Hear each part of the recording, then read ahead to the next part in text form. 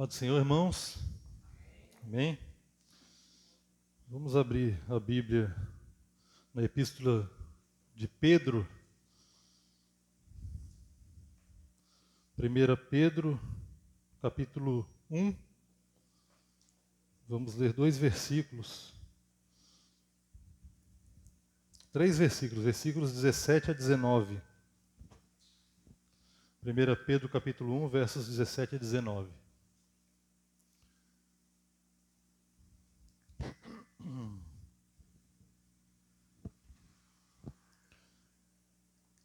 Amém?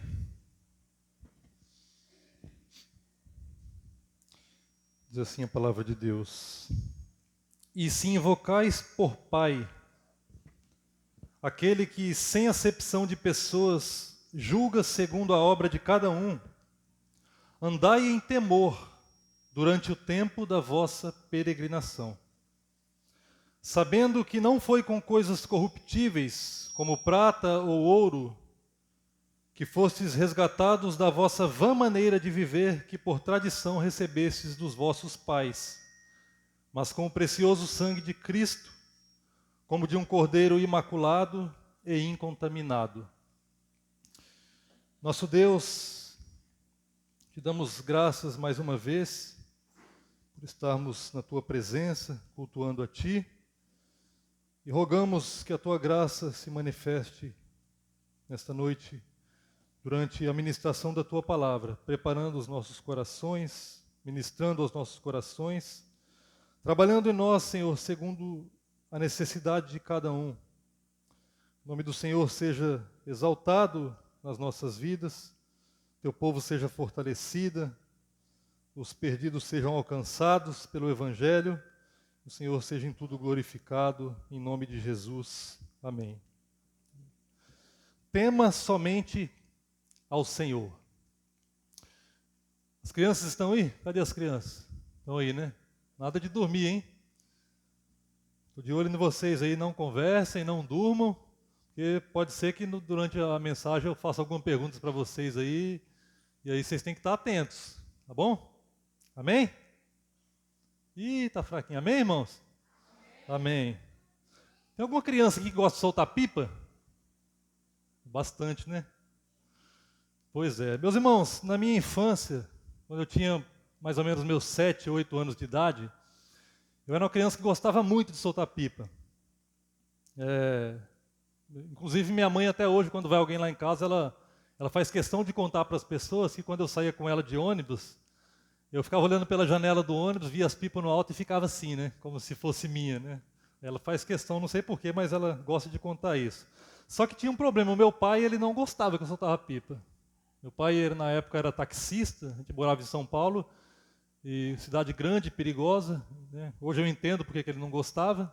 E ele dizia: olha, Sérgio, eu estou indo trabalhar, e se eu chegar e topar você na rua soltando pipa, a gente vai ter uma conversa séria. E por conversa séria significa que o meu corpo ficaria meio avermelhado, né? Ou seja, eu ia tomar uma surra, né? O problema é que era o meu pai sair para trabalhar que os amiguinhos apareciam. O inimigo mandava os amiguinhos lá na porta de casa, né? Sérgio, vamos soltar pipa.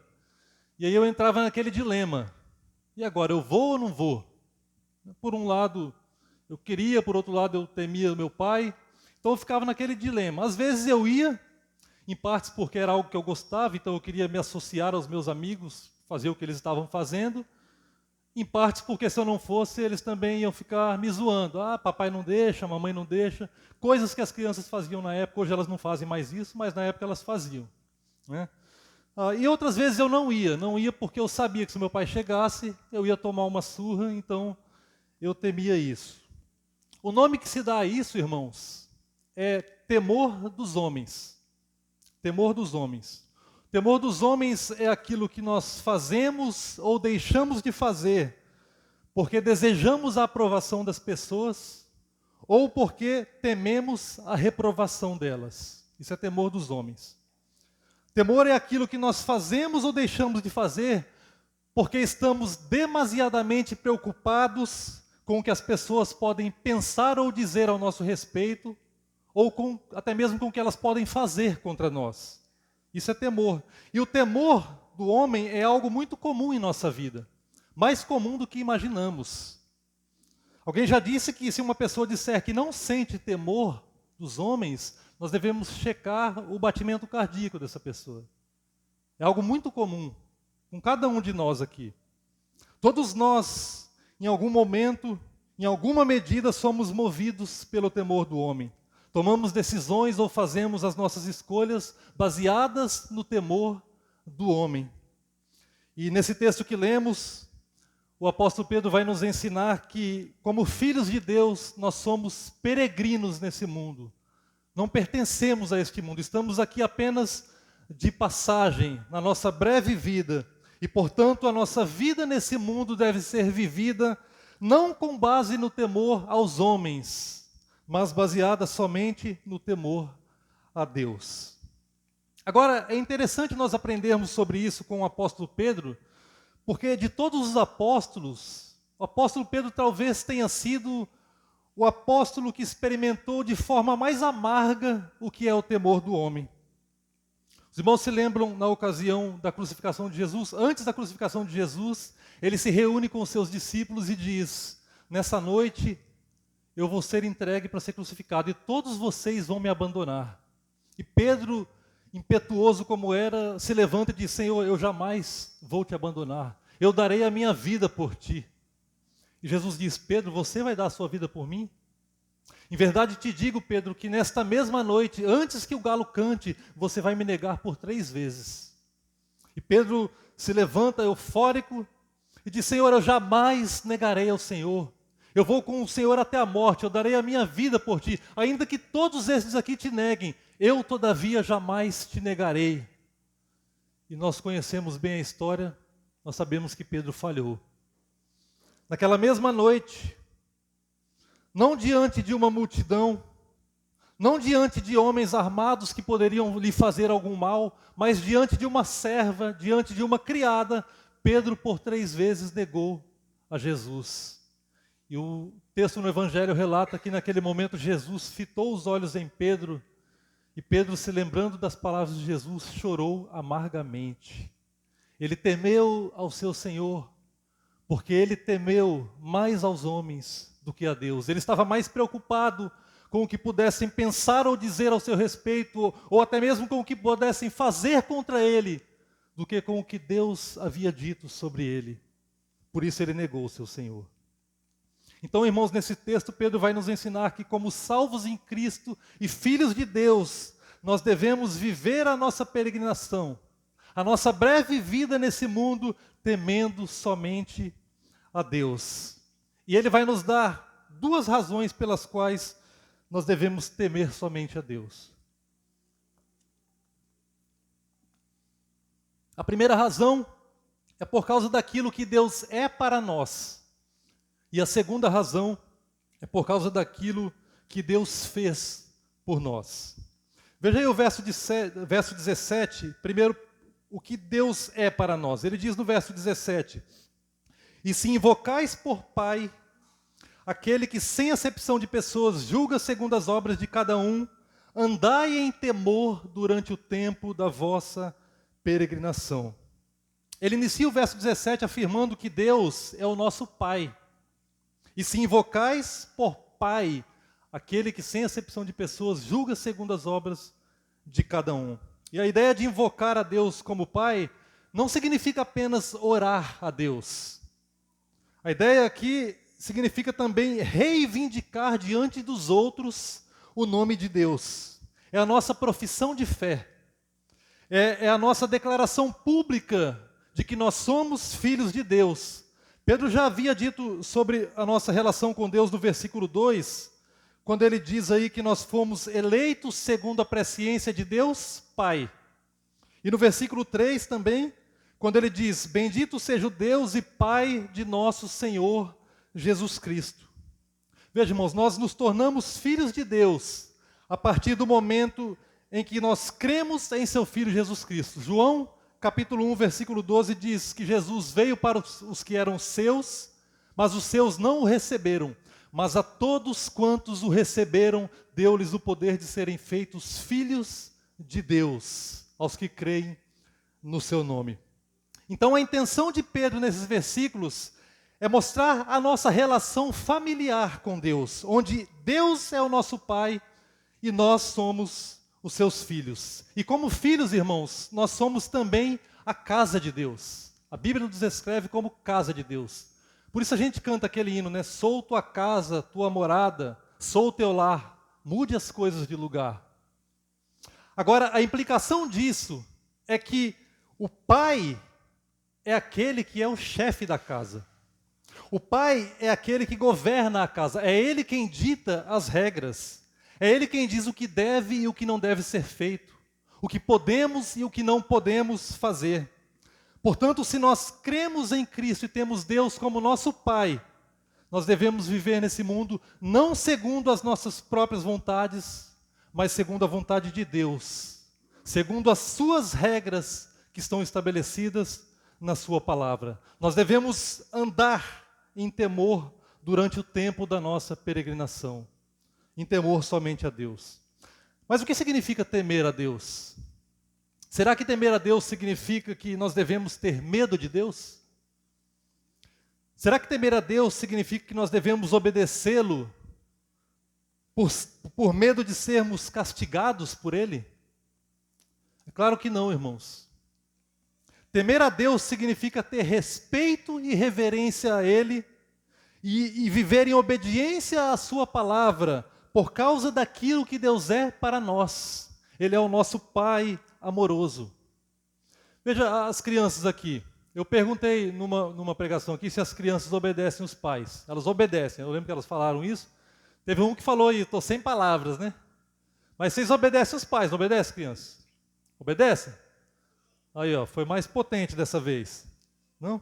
Agora, vocês obedecem os pais de vocês porque vocês têm medo deles ou porque vocês sabem que os pais de vocês amam vocês e eles querem o bem de vocês?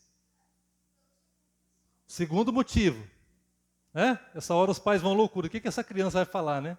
Mas é exatamente isso, irmãos.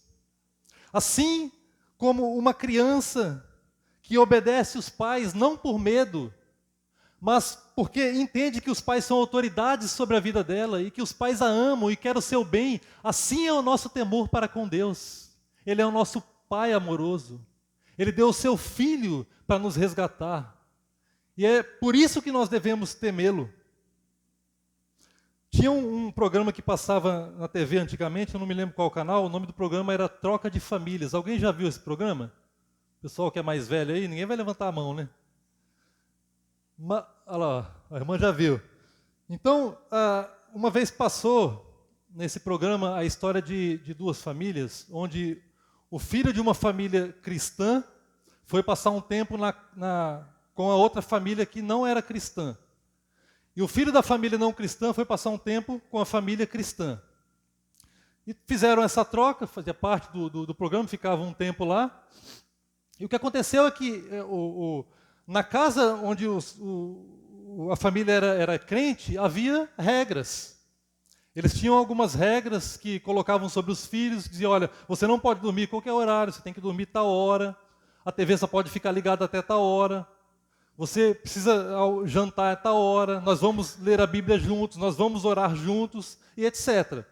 E na casa que a família não era cristã, era uma família mais, por assim dizer, liberal. Eles deixavam as crianças mais à vontade, a criança ela tem que saber o que é melhor para ela, entre aspas, né? O que aconteceu foi que o filho da família não cristã, quando ele chegou nessa casa de família de crente, ele começou a ficar revoltado. Tudo que ele fazia lá, ele não podia fazer aqui. Então ele começou a se revoltar e começou a fazer pirraça e não queria obedecer o pai de família, até que chegou um momento em que o pai de família pegou ele pelo braço, levou ele para o lado de fora e falou, agora você vai ficar aqui fora. Nessa casa eu sou o pai e nós temos regras. Quando você quiser me obedecer, você volta, bate na porta, que eu vou abrir para você entrar. E ele ficou por horas lá fora. Depois ele caiu em si, voltou, bateu na porta, falou, olha, eu entendi o que o senhor disse e eu estou disposto a obedecer. Entrou e começou de fato a obedecer. E os dias foram se passando, e ele lia a Bíblia com aquela família, orava com aquela família, jantava junto com aquela família. E no fim de tudo, quando chegou o momento de fazer a troca novamente, o filho de crente que estava na família não crente estava doido para voltar para casa. E o filho da família não crente não queria mais ir embora. Por quê, irmãos? Porque ele entendeu que um pai amoroso estabelece regras não simplesmente para privá-los das suas alegrias, mas porque o ama. E assim é Deus para conosco, irmãos. Quando Deus diz que o marido deve amar a esposa como Cristo ama a igreja, Deus está buscando o bem da família. Quando ele diz que a esposa deve submeter ao marido como a igreja submissa a Cristo, Deus está buscando o bem da família, a comunhão, a organização do lar. Quando ele diz aos filhos que devem ser obedientes aos seus pais, ele está protegendo os filhos. E, inclusive Deus diz que o filho que é obediente ao pai vai viver muito bem nessa vida e ter muitos anos sobre a terra. É uma promessa de Deus. Quando Deus diz que a relação íntima deve ser desfrutada apenas dentro do casamento, Deus não está meramente querendo privar os solteiros de terem prazer, não. Ele está protegendo. Ele está querendo que eles tenham um compromisso sério, que se casem e que dentro do casamento eles desfrutem um prazer ainda maior do que eles desfrutariam fora. Deus estabelece regras e nós devemos obedecê-lo porque Ele é o nosso Pai e Ele nos ama. Por isso nós temos que temer ao nosso Senhor. É assim que Deus faz para conosco, irmãos. Mas Pedro continua no versículo 17 e nos diz que nós devemos viver em temor a Deus, porque além de nosso Pai, Ele é também o nosso juiz.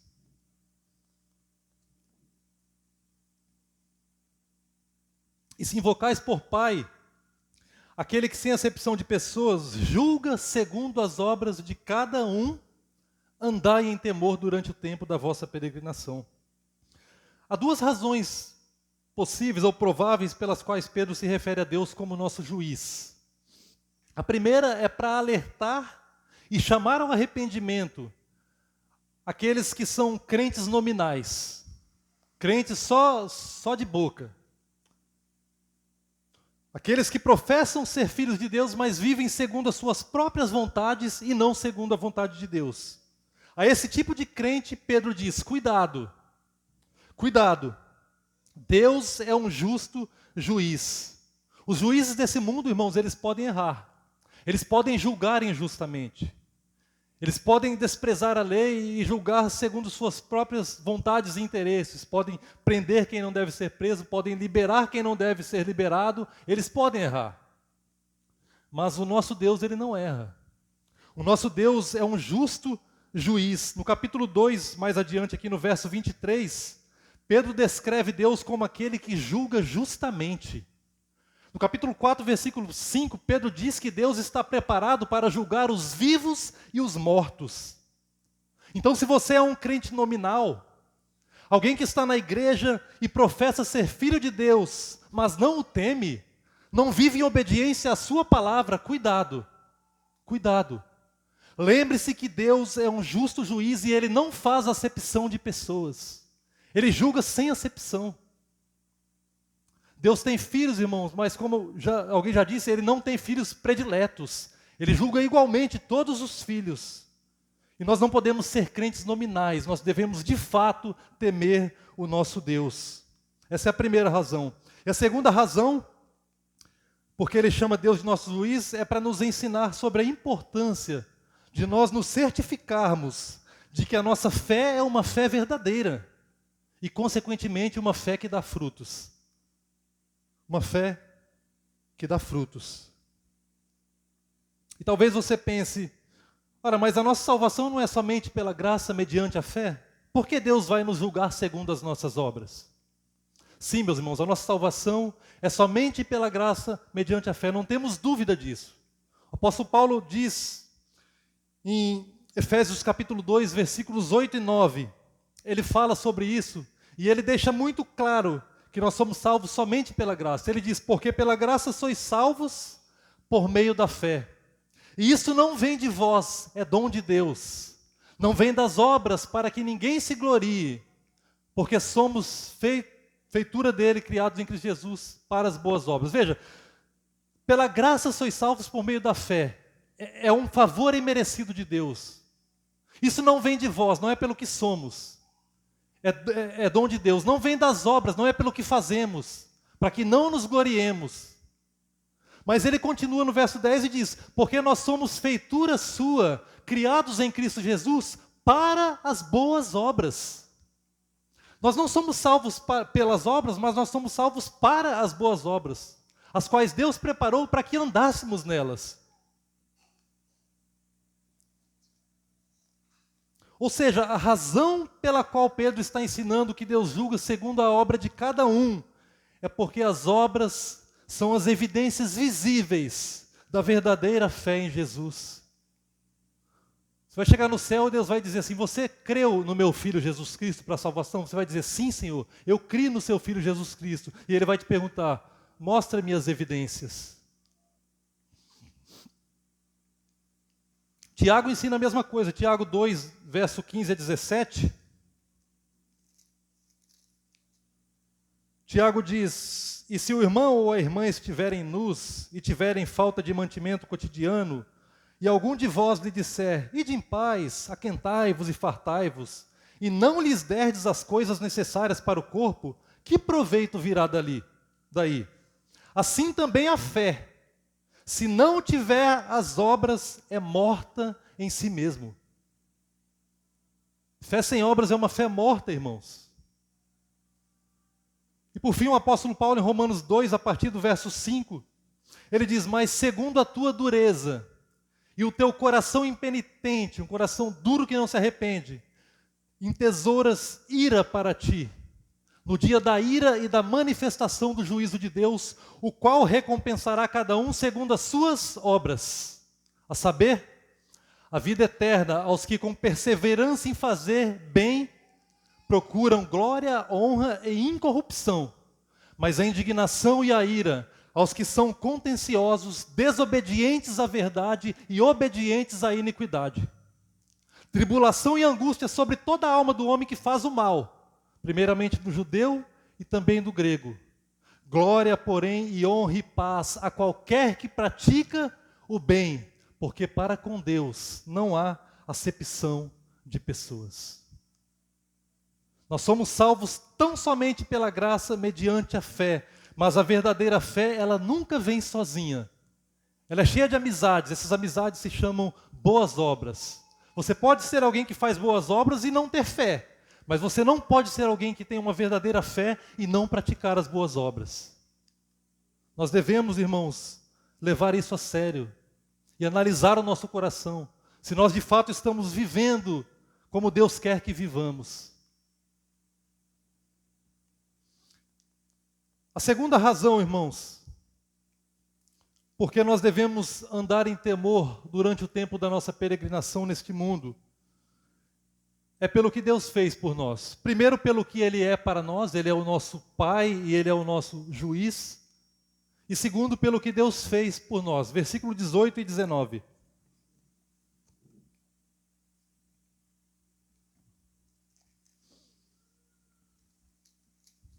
Verso 18 e 19, ele diz: sabendo que não foi com coisas corruptíveis, como prata ou ouro, que fostes resgatados da vossa vã maneira de viver, que por tradição recebestes dos vossos pais, mas com o precioso sangue de Cristo, como de um cordeiro imaculado e incontaminado. Nesses versículos, Pedro nos fala sobre um resgate, irmãos. Ele nos informa que Deus é o nosso Pai, porque Ele nos resgatou da nossa vã maneira de viver. E é por causa desse resgate que nós devemos viver em temor durante o tempo da nossa peregrinação. É por causa disso que Deus fez para nós. E Pedro nos ensina duas verdades sobre esse resgate. Primeiro, ele nos informa do que nós fomos resgatados. Ele diz no verso 18: sabendo que não foi com coisas corruptíveis como prata ou ouro, que fostes resgatados da vossa vã maneira de viver, que por tradição recebestes dos vossos pais. Veja, sabendo que não foi com prata ou ouro que fostes resgatados. Ao usar esta palavra resgatados, Pedro provavelmente está usando como pano de fundo o fato de que naquela época os filhos dos escravos, eles já nasciam como escravos. Já nasciam como escravos. Este era um dos legados que eles recebiam dos seus pais. Eles não tinham como fazer essa escolha. Todavia, eles poderiam ser resgatados mediante o pagamento de um preço estipulado por seus senhores, pelos senhores dos escravos. E quem os comprava, pagando esse resgate, passava a ser o seu novo senhor. Então, Pedro está utilizando aqui uma bela figura da nossa salvação. Todos nós viemos a esse mundo como escravos do pecado. E esse foi o legado que nós recebemos dos nossos pais, que por sua vez também vieram a esse mundo como escravos do pecado. Nós fazemos parte de uma linhagem de pecadores, e é por isso que nós precisávamos ser resgatados por Deus. Mas Pedro continua e nos diz que, além do pecado herdado, aqueles irmãos haviam sido resgatados também dos pecados ensinados por seus pais. Não apenas o pecado herdado, mas também o pecado ensinado. Veja como ele expressa isso. Ele diz que fostes resgatados da vossa vã maneira de viver, que por tradição recebestes dos vossos pais. Tanto os cristãos judeus quanto os gentios, que faziam parte da igreja para quem Pedro escreveu esta carta, eles haviam recebido de seus pais uma vã maneira de viver, uma maneira fútil, inútil, uma maneira vazia de viver. Os judeus haviam recebido por tradição a religião legalista de seus pais, que era o judaísmo do primeiro século. E o próprio Senhor Jesus havia repreendido severamente os fariseus legalistas, porque eles colocavam a tradição acima da palavra de Deus e exigia que as pessoas obedecessem. Em Marcos capítulo 7, do verso 5 ao verso 9, coloca para mim, por favor, irmão. Marcos 7, do verso 5 ao verso 9, eles se apresentam diante de Jesus, depois perguntaram-lhe os fariseus e os escribas, perguntaram para Jesus, por que não andam os teus discípulos conforme a tradição dos antigos, mas comem o pão com as mãos por lavar, ou seja, sem lavar as mãos? E ele, Jesus, respondendo, disse-lhes, bem profetizou Isaías acerca de vós, hipócritas, como está escrito, este povo honra-me com os lábios, mas o seu coração está longe de mim. Em vão, porém, me adoram, em vão, porém, me honram, ensinando doutrinas que são mandamentos de homens. Porque deixando o mandamento de Deus, retendes a tradição dos homens, como o lavar dos jarros e dos copos, e fazeis muitas outras coisas semelhantes a estas. E dizia-lhes, bem invalidais o mandamento de Deus, para guardardes a vossa tradição. Esse era o legado que eles haviam recebido de seus pais. Uma vida legalista, achando que estava agradando a Deus, mas o coração estava longe de Deus. Eles estavam preocupados com as suas tradições, com as suas vontades. Eles não temiam de fato ao Senhor. Os gentios, por outro lado, eles viviam uma vida dissoluta, uma vida abertamente na prática do pecado. No capítulo 4, verso 3 dessa epístola de Pedro, Pedro menciona como os gentios viviam, e ele diz, porque nos basta que no tempo passado da vida, fizéssemos a vontade dos gentios. E aí ele vai dizer, andando em dissoluções, concupiscências, embriaguezas, glutonarias, bebedices e abomináveis idolatrias. Ou seja, os gentios, antes de conhecerem a Cristo, eles viviam abertamente na prática do pecado. Mas tanto os judeus legalistas, quanto os gentios que viviam abertamente na prática do pecado, quando receberam o Evangelho e creram em Jesus Cristo como seu Salvador, eles foram resgatados da vida fútil em que eles viviam, da vida vazia em que eles viviam.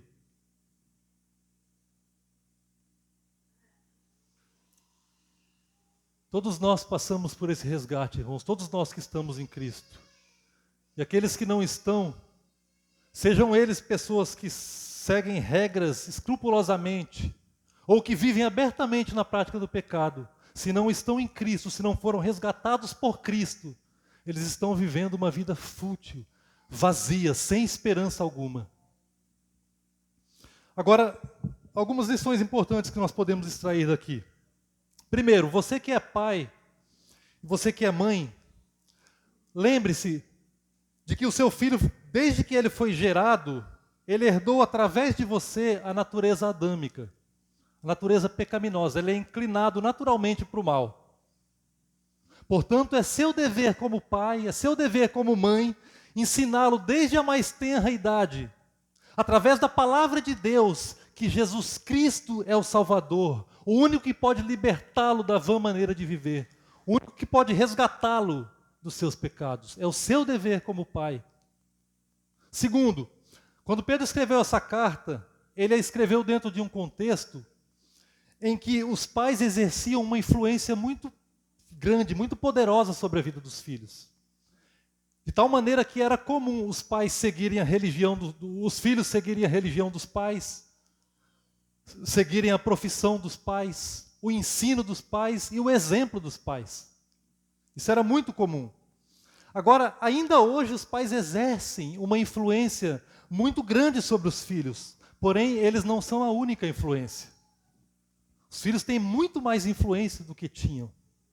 Os filhos são influenciados pela internet, pelas redes sociais, são influenciados pela televisão, pelo cinema, são influenciados pelos amigos na escola e diversos outros tipos de influências. Portanto, a grande missão dos pais é incutir no coração dos filhos, através da palavra de Deus, o temor do Senhor. O temor do Senhor, para que os filhos tenham sabedoria para lidarem com as influências que os cercam. Esse é o grande dever, a grande missão dos pais. Terceiro, e isso aqui é muito importante, irmãos. Isso é muito importante. Quando os pais se dão conta de que os filhos estão cercados de tantas influências, muitas vezes no afã, na ânsia de proteger os filhos das más influências, na ânsia de protegê-los de viverem na prática do pecado, muitas vezes os pais acabam indo para um outro extremo. Outro extremo. E eles começam a privar, a proibir os filhos excessivamente de coisas que em si mesmo sequer são pecaminosas. Eles começam a colocar sobre os filhos várias regras que não têm nenhum fundamento na palavra de Deus. E o resultado disso, irmãos, é que ao invés de incutir no coração dos filhos a palavra de Deus para que eles cresçam em sabedoria e no temor do Senhor, os pais acabam tornando seus filhos como os fariseus, verdadeiros legalistas. Pessoas que estão simplesmente acostumadas a seguir regras, mas nem sabem por que seguem. E todo mundo que faz o contrário, ela se acha superior. Ela acha que essa pessoa está vivendo no pecado. O filho não pode ver televisão, ele não pode mexer na internet, ele não pode ir no cinema. Hollywood só tem filme mundano, crente não vê filme no cinema. Ele não pode jogar futebol. Futebol é coisa de mundano, crente não pode jogar futebol. A pergunta é, onde, irmãos, está isso? Percebem, irmãos? Nós corremos o risco de pegarmos as nossas preferências, pegarmos os nossos costumes, as nossas tradições, elevarmos acima da palavra de Deus e exigir que os outros obedeçam. E eu sei, irmãos, que muitas vezes os pais terão que privar os filhos dessas coisas. Eu sei disso, não me entendam mal. Eu sei que muitas vezes eles não poderão usufruir essas coisas por falta de maturidade, mas o problema são os extremos. Precisa haver um equilíbrio. Na verdade, hoje, eu acredito que a maior dificuldade que nós temos não é nem a privação. Hoje os filhos estão utilizando essas coisas mais do que deveriam. Mas tanto um extremo como o outro está errado. Precisa haver um equilíbrio. Mas é necessário que haja sabedoria para que os pais expliquem aos filhos, pela palavra de Deus, por que naquele momento eles estão sendo privados de coisas que não são pecaminosas. Eles precisam entender isso à luz da palavra de Deus. É isso que vai gerar temor no coração deles. Se eles não entenderem, irmãos, pode chegar o tempo em que ou eles vão se revoltar e sumir da igreja para viver abertamente na prática do pecado, ou eles vão permanecer na igreja como verdadeiros legalistas. E o problema disso é que nenhum e nem outro pode verdadeiramente dizer que é um filho de Deus. O que Pedro nos ensina aqui é que esses irmãos haviam sido resgatados dessa vã maneira de viver que haviam recebido por tradição de seus pais. Portanto, o estilo de vida que eles tinham antes da conversão não podia mais fazer parte da vida deles. E essa verdade, irmãos, ela permanece imutável. Quem vive no legalismo, tanto quanto quem vive na prática aberta do pecado, não pode ser chamado de filho de Deus. Não importa quanto tempo você tem na igreja, você não pode ser chamado de filho de Deus. Os filhos de Deus, eles vivem no temor do Senhor e andam em obediência à sua palavra. E isto se aplica, irmãos, não somente aos pais e filhos que estão aqui. Isso se aplica à igreja como um todo, a todos nós. Ao longo da história sempre houve dentro da igreja pessoas que professavam ser filhos de Deus, mas viviam abertamente na prática do pecado. E por outro lado, sempre houve também o legalismo. Sempre houve. Muitas coisas já foram feitas dentro da igreja em nome de Deus, que Deus nunca ordenou em sua palavra. Muitas pessoas já foram feridas dentro da igreja, machucadas, disciplinadas, expulsas, por causa de tradições legalistas sem qualquer fundamento bíblico. O pastor me contou uma vez sobre um irmão que ele conheceu, que ele tinha uma TV em casa e ele deixava a TV dentro do guarda-roupa. É isso, pastor? Dentro do guarda-roupa? Os irmãos aqui não sabem quem que é não, hein? Quem sabe não pode falar. E na hora que ele ia para a igreja, ele pegava o controle da TV, colocava e assim e ia. Para ninguém ver. A Márcia e a Esther aqui, ó. Márcia, quando vocês, não que vocês sejam velhos, mas quando vocês eram um pouquinho mais novas, na época de igreja de vocês, eram crentes ainda, são ainda, graças a Deus, né? Mas o que acontecia se vocês chegassem na igreja com um esmalte na unha, com uma maquiagem no rosto, com a ponta do cabelo aparado? Disciplina de 6 meses. Fora o couro do pai. Esse bestial até do pastor, né? Percebem, irmãos? Nós obreiros, nós estamos nos reunindo aqui a cada 15 dias para tratarmos de coisas concernentes à igreja, organizarmos as coisas, tomarmos decisões importantes, alinharmos o que precisa ser alinhado. E a nossa grande luta é essa, irmãos, é fazermos tudo de acordo com a palavra de Deus. O primeiro tópico do nosso regimento interno, a nossa norma pétrea, aquilo que não pode ser mudado, diz exatamente isso. Nos nossos cultos, tudo quanto fizermos e todas as decisões que tomarmos serão baseadas na palavra de Deus. Essa é a nossa luta, irmãos. Então, o dever dos pastores é levar o rebanho de Deus ao temor do Senhor. E isso se dá por meio do ensino da palavra de Deus. E o dever de todos nós aqui é obedecermos a palavra de Deus. Porque é a obediência à palavra de Deus que evidencia que você é verdadeiramente alguém que teme ao Senhor. O sábio Salomão, ele termina dessa maneira o livro de Eclesiastes. Ele diz em Eclesiastes 12, versos 13 e 14: de tudo que se tem ouvido, o fim é: teme a Deus e guarda seus mandamentos, porque isto é o dever de todo homem. Porque Deus há de trazer a juízo toda obra e até tudo que está escondido, quer seja bom, quer seja mal. O nosso dever é temer a Deus, somente a Deus, e andarmos em obediência à sua palavra. E segundo, Pedro I nos fala do que nós fomos resgatados, da vã maneira de viver.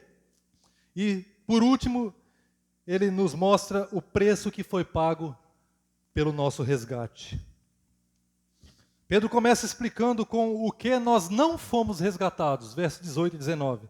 Ele diz: sabendo que não foi com coisas corruptíveis como prata ou ouro que fostes resgatados. A prata e o ouro, irmãos, eram as moedas mais valiosas na época. Eram os metais que tinham o maior poder de compra. Mas por mais valiosos que fossem, ainda eram coisas corruptíveis, ainda eram coisas perecíveis, coisas que com o tempo perdem o valor, coisas que nas palavras de Jesus os ladrões podem entrar e roubar. E portanto, por mais valiosos que fossem, jamais poderia pagar pelo resgate de uma única alma. Mas Pedro prossegue nos informando qual foi o preço que foi pago pelo nosso resgate. Ele diz no verso 18, sabendo que não foi com coisas corruptíveis, como prata ou ouro, que fostes resgatados da vossa vã maneira de viver, que por tradição recebestes dos vossos pais. Então no verso 19 ele diz com o que nós fomos resgatados. Ele diz, mas com o precioso sangue de Cristo, como de um cordeiro imaculado e incontaminado. Este, irmãos, foi o preço pago pelo nosso resgate. O precioso sangue de Cristo. O precioso sangue de Cristo. E é por sabermos que nós fomos resgatados por um preço tão alto, que nós devemos viver nesse mundo em constante temor ao nosso Deus. Nós precisamos levar Deus a sério, irmãos. Nós precisamos obedecer à sua palavra. Precisamos reconhecer a sua autoridade e o seu amor paternal sobre nós e vivermos nesse mundo uma vida que expresse um verdadeiro temor a Deus. Percebam que Pedro não diz apenas que nós fomos resgatados com o sangue de Cristo. Ele diz com o precioso sangue de Cristo. O sangue de Cristo é precioso, irmãos. E há muitas razões pelas quais o sangue de Cristo é precioso. Ele é precioso porque ele é superior e infinitamente mais valioso do que toda riqueza nesse mundo. Pedro diz que prata e ouro jamais poderiam comprar uma única alma. Jesus disse em Mateus 16, 26, pois que aproveita ao homem ganhar o mundo inteiro se perder a sua alma? Ou o que daria o homem como recompensa da sua alma? Em outras palavras, toda a riqueza desse mundo, irmãos, seria insuficiente para resgatar uma única alma. Mas o sangue de Cristo derramado na cruz é suficiente para salvar todo aquele que nele crê. Por isso é o precioso sangue de Cristo. Ele é precioso, irmãos, porque somente o seu sacrifício poderia satisfazer a ira de Deus. No Antigo Testamento, os irmãos se lembram que sempre que o povo pecava, era necessário oferecer um animal em sacrifício. Mas em Hebreus 10, verso 4, está escrito que é impossível que o sangue dos touros e dos bodes tire os pecados. É impossível. Ou seja, o sangue dos animais apenas cobria temporariamente o pecado. Apenas apaziguava temporariamente a ira de Deus contra o pecador, mas não tirava de fato o pecado. Sempre foi insuficiente.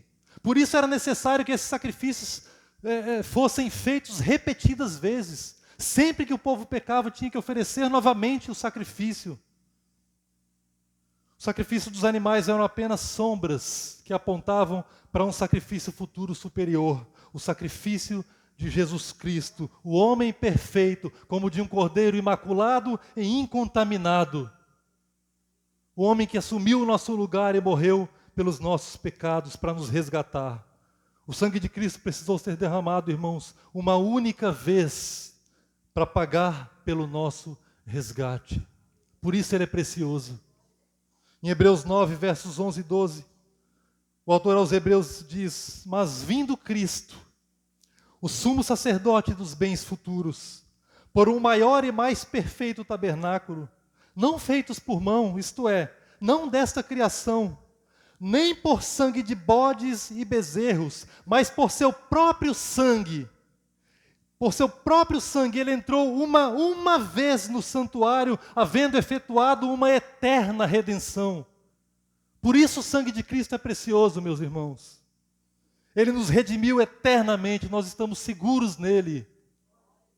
Ele é o homem perfeito que assumiu o nosso lugar. E com o seu sangue pagou pelos nossos pecados. João Batista, quando viu, João Batista bradou, eis o Cordeiro de Deus que tira o pecado no mundo. Não que cobre temporariamente o pecado, não que apazigua temporariamente a ira de Deus, mas que tira o pecado do mundo e dá vida eterna ao pecador. Em João 1,7, João disse, mas se andarmos na luz como ele na luz está, temos comunhão uns com os outros, e o sangue de Jesus Cristo, seu Filho, nos purifica de todo o pecado. Por isso, o sangue de Cristo é precioso. Ele também é precioso porque é o sangue de Deus. Pedro não menciona isso aqui, mas o apóstolo Paulo, em Atos 20, versículo 28, ele diz: olhai, pois, por vós e por todo o rebanho, sobre que o Espírito Santo vos constituiu bispos, para apacentardes a igreja de Deus, que ele comprou com o seu próprio sangue. O sangue de Cristo, irmãos, é precioso porque é o sangue de Deus, é o sangue do Deus que se fez homens para nos resgatar da nossa vida fútil em que vivíamos. E por fim, o sangue de Cristo é precioso porque ele é o sangue que fala melhor do que o sangue de Abel. Quando Caim matou o seu irmão Abel, Deus veio a Caim e perguntou: Caim, onde é que está Abel, teu irmão? E Caim respondeu para Deus: porventura sou eu guardador do meu irmão? E Deus disse: a voz do sangue de teu irmão clama a mim desde a terra, Caim. Gênesis 4, verso 10. Agora, em Hebreus 12, 24, o autor aos Hebreus diz, fazendo referência a esse episódio: e a Jesus, o mediador de uma nova aliança, e ao sangue da aspersão. O sangue da aspersão é o sangue de Cristo. O sangue da aspersão que fala melhor do que o sangue de Abel. Qual é o clamor do sangue de Abel? O clamor do sangue de Abel é um clamor por justiça. O sangue de Abel, ele clama por condenação. Mas Jesus Cristo, irmãos, sendo o homem perfeito, inocente, se entregou voluntariamente pelos nossos pecados. Morreu voluntariamente pelos nossos pecados. E o sangue de Cristo não clama por justiça e condenação. O sangue de Cristo clama por misericórdia, clama por perdão, clama por salvação. Por isso ele é o precioso sangue de Cristo pelo qual nós fomos resgatados. Sabendo então, irmãos, o que Deus é para nós, nosso Pai amoroso e nosso juiz, e sabendo o que Deus fez por nós, como Ele nos resgatou com o seu precioso sangue da nossa vida vazia, nós não temos outra alternativa senão a de amá-lo e vivermos nesse mundo em temor somente a Deus. Somente a Deus. Que escolha você vai fazer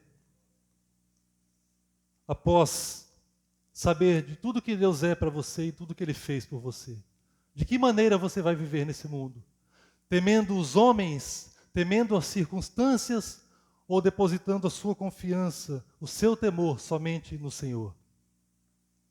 Vamos orar, irmãos. Deus, nós te damos graças, Senhor, pela tua palavra. Somos pequenos, somos falhos, frágeis, e muitas vezes nós nos abatemos pelas circunstâncias adversas, tememos as circunstâncias, tememos as pessoas, tememos a reprovação delas, desejamos ardentemente sermos aprovados por elas, quando na verdade, Senhor, a nossa identidade é definida no Senhor. É o Senhor quem define quem nós somos, e é no Senhor que nós estamos completamente seguros. Então ajuda-nos, ó Pai, pelo Teu Espírito, a vivermos o tempo de peregrinação que temos nesse mundo, temendo somente ao Senhor. Abençoa os seus filhos que aqui estão, fortaleça-os em Ti, salva os perdidos e seja Deus glorificado em nome de Jesus. Amém.